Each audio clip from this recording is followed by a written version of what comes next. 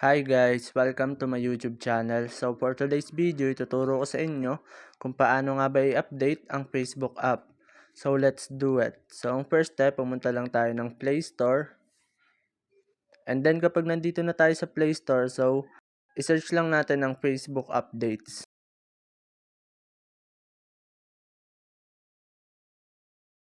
So ayan, kapag na-search na natin yung Facebook update, so ito na ilalabas. So pindutin lang natin dito yung update.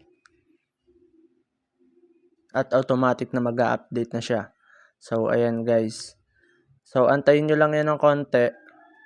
So mag-i-install siya ulit.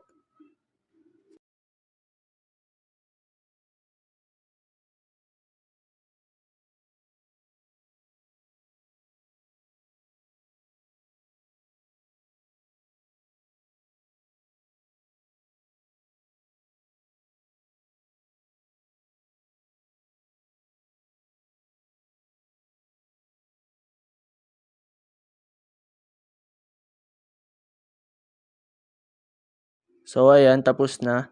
So kapag na-install nyo na ganyan, so automatic na mag-a-update na yung ating Facebook app.